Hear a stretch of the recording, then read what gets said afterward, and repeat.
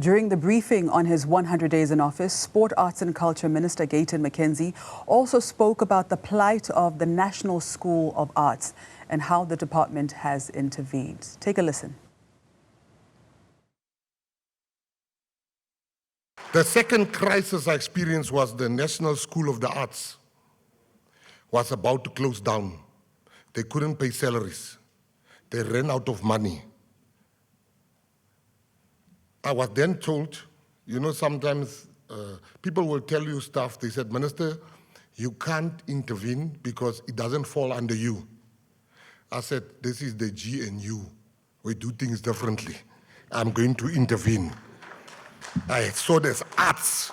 The arts is calling my name. I went to the school. I saw they turn around. They have no turnaround strategy. But these people are good people that ran into money. They couldn't even pay the salaries. I immediately, with the powers vested in me as the minister, told the ADG, go through the processes, let's save the jobs, let's save the teachers not from leaving. We then gave the school 2 million rands so that they can pay salaries and they can pay water and lights. But when I walked out, I saw the hostels where the girls are staying. I wouldn't even let my dog sleep in those places. I then went back and I said to them, we have to fix the hostels. Because we've got the infrastructure grant. As I'm speaking to you, the hostels are being fixed and the girls are going to play in a proper place. The electricity problem we're also sorting out with the city of Johannesburg. The challenges faced by the school were brought to the department's attention by Mzansi's Arts and Creative Desk. They asked the minister to prioritize the National School of Arts when mapping out his 100 days in office plan. Mzansi's Tebogo Moalusi joins us now to unpack this. Good morning, Tebogo, and thank you so much for your time.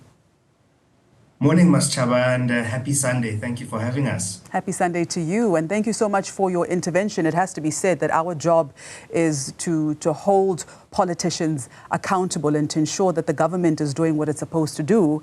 And so it is really quite impressive, and also to give credit where credit is due. It's quite impressive that you drafted this letter that you sent on the 12th of July to the Office of the Minister. They responded to the letter by the 29th of July, basically acknowledging the passion and commitment that you've demonstrated as Mzansi towards the advancement of the cultural and creative industry. And they also gave praise for your detailed and thoughtful letter that was received with quite great interest and enthusiasm as well, and made a commitment to not only address the issue, but it seemed like somehow the two were aligned. But firstly, take us through this letter that you shared with the department on the 12th of July and the contents of this particular document. Thanks, Ms. Chaba. So, you know, as Mzansi, we have a deep interest in the creative industry. We believe that it's a strategic sector, and for far too long, it's been treated as the graveyard where failed ministers go to retire. And it's really unfortunate because it has so much potential. It has export potential, and it has an opportunity to absorb a lot of young labor, young people, women, people with disabilities. And so from the outset, our commitment was to make sure whoever comes into the role of the minister gets a sense of how important this sector is. And in drafting that letter, we were commending the president for appointing a minister and also trying to give a sense of what we think the first 100 days should have in it. And we positioned a couple of things. So the first was the National School of Art, where we had gone to the school, met with the chairperson of the governing body, and actually walked the grounds to do an assessment of just how bad things were. So in the clip, they make reference to the salaries, the low staff morale, the infrastructure. All of that we picked up at that site visit and in that engagement. And that's what made us put that item in the letter. But we put other items as well, including the convening of the sector, because we understood how fragmented and unheard the sector is. We also included the National Arts Council, which is a fundamental institution that is supposed to be there to assist the sector, but is currently not doing so effectively and needs an intervention. And we hope that the minister will intervene. And lastly, we spoke about the Amapiano Festival, because It's one of the greatest inventions of the South African modern experience, and we haven't fully leveraged that asset. And it could create jobs, it could drive tourism.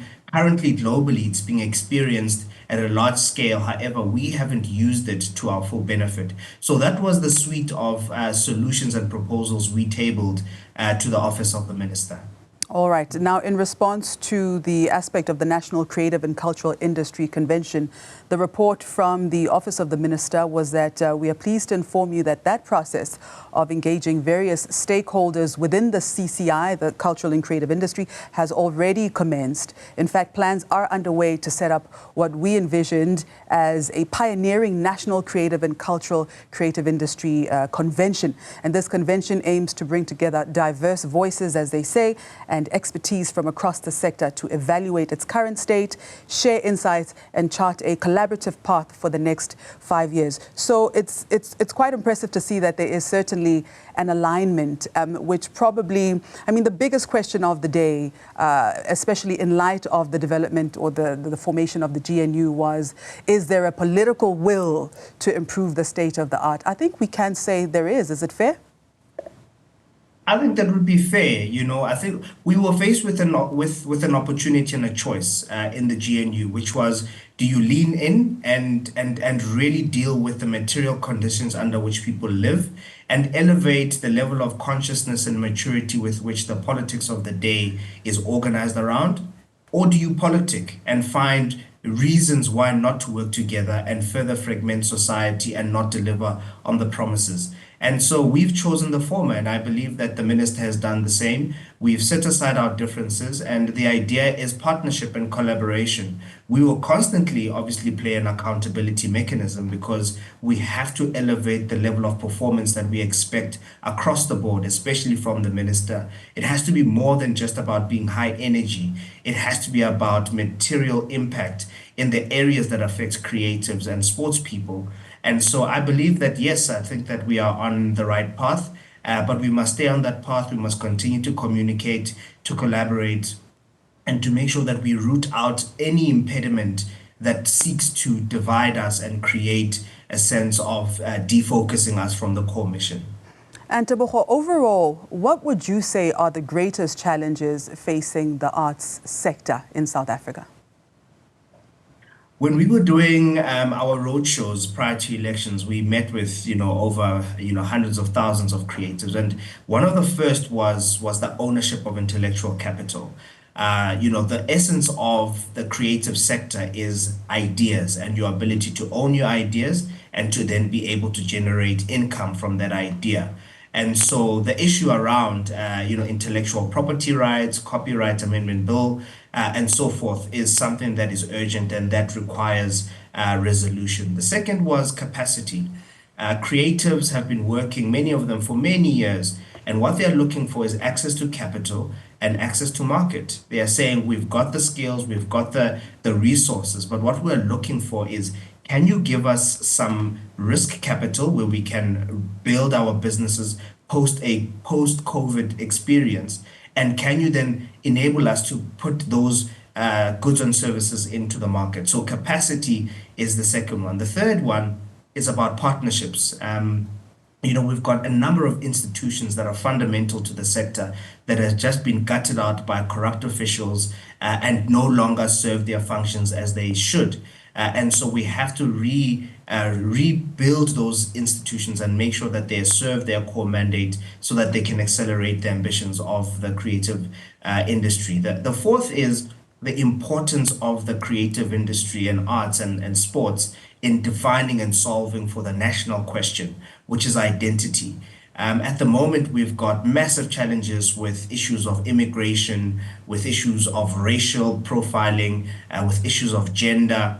And the creative industry is supposed to be the sinew and the golden thread that brings all of us together. We say that South Africa's diversity is our superpower, and yet we haven't been able to unlock that potential because we still are separated by our differences. And so, the minister has a very important platform that he can use to build this country so that we can fully activate ourselves and be competitive in the world. And those are some of the challenges that we have faced. All right. Just in closing and very briefly, what are your thoughts on Minister Gayton McKenzie's leadership style and just his overall approach to decision making? We appreciate the energy. I think energy is important. We appreciate the fact that he is taking no prisoners. Sorry for that anecdote, but the fact that he makes decisions. We need decisiveness, and we need people to be ready to go out and take a risk every now and then. We also appreciate the fact that he's covering a lot of ground. I think he has met with a number of key stakeholders, and we hope that will continue. That said, we do want substantive interventions. The essence and the power of the state is its ability to expand capacity and build institutions. We need, to be able to access low-cost capital, and we need market access, and we need institutions that can assist and augment, the support that needs to be given to creatives. So I think it's a balanced review, but so far a positive sentiment, and we continue to wish the minister well. Wonderful. Thank you so much for your time.